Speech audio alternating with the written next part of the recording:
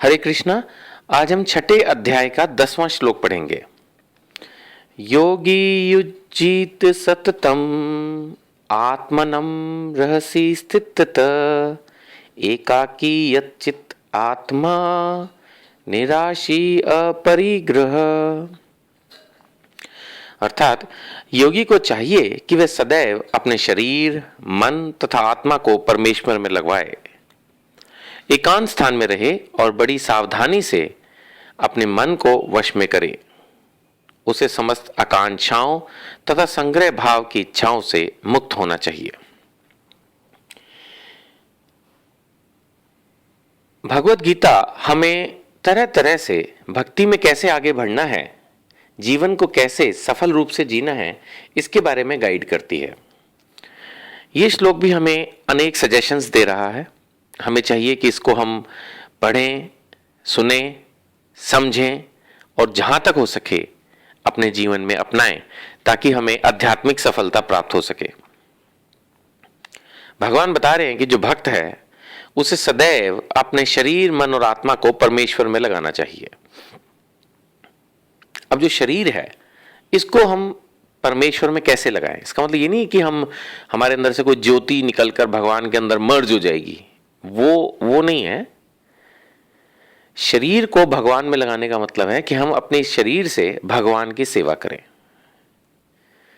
आंखों से भगवान के दर्शन करें, हाथ से भगवान का प्रसाद बनाएं, पांव से भगवान के मंदिर चल के जाएं, भक्तों की सेवा करें, उनके चरण स्पर्श करें,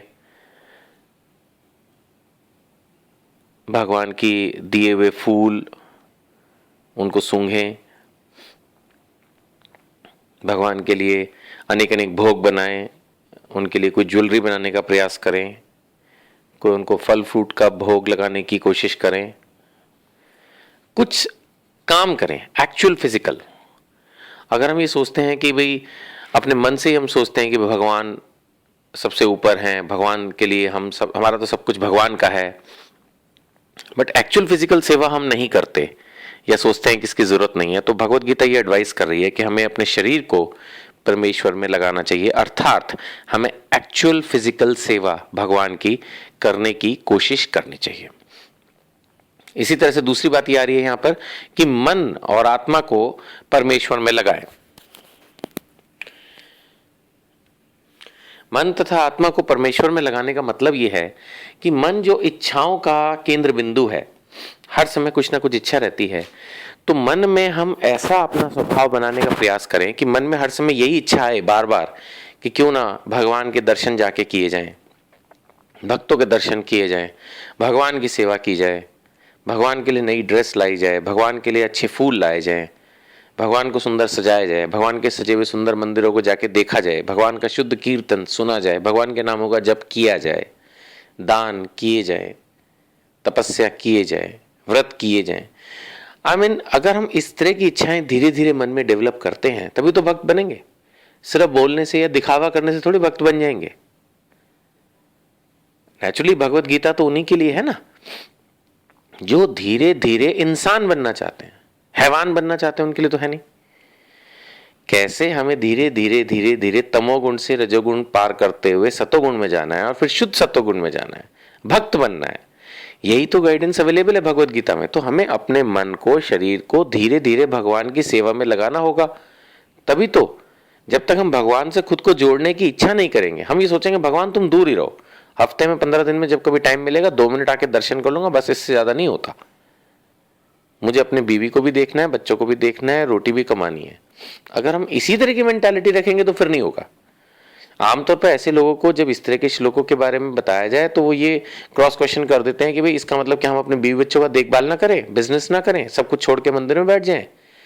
extreme of both are not suggested.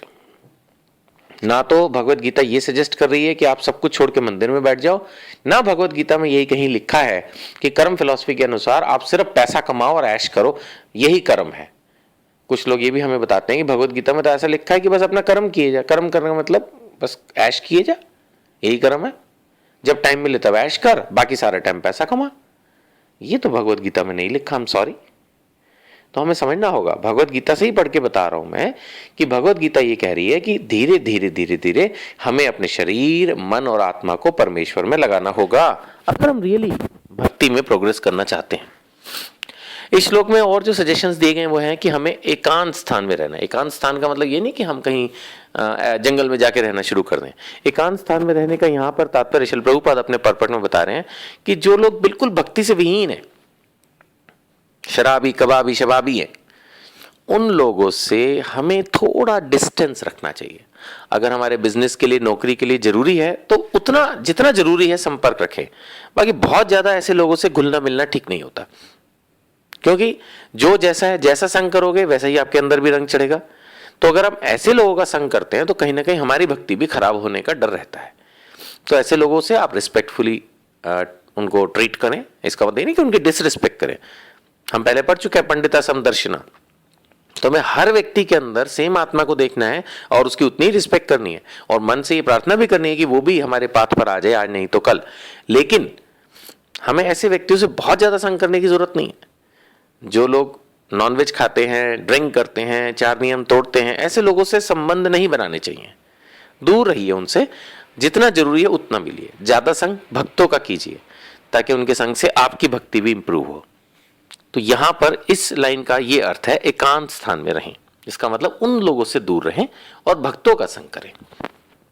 साथ साथ आगे श्लोक में लिखा है कि हमें अपने मन को वश में करना चाहिए। इसको हम मोर और लेस डिस्कस कर ही चुके हैं। आगे लिखा है उसे समस्त आकांक्षाओं और संग्रह भाव की इच्छाओं से मुक्त होना चाहिए। डेफिनेटली अगर हम हर समय सोचते रहेंगे कि हम ज्यादा से ज्यादा पैसा कमाकर जोड़ लें, जो पता नहीं कब काम आएगा, शायद पता नहीं काम आएगा या नहीं आएगा, जोड़ने को मना नहीं किया जा रहा है, लेकिन संग्रह भाव की बहुत तीव्र इच्छा हमारे अंदर नहीं होनी चाहिए। जो नेचुरली कमाते कमाते जुड़ जाए अच्छा है, प्रॉपर्टी बन जाए अच्छा है, बट उस चीज के लिए बहुत तीव्र इच्छा हमारे मन में नहीं होनी चाहिए। That is what is suggested. हर काम हमें करना है लेकिन उसको बैलेंस बना के चलना है, तब हमें अपने जीवन में आध्यात्मिक सफलता तथा अन्य सफलताएं प्राप्त होंगी। हरे कृष्णा।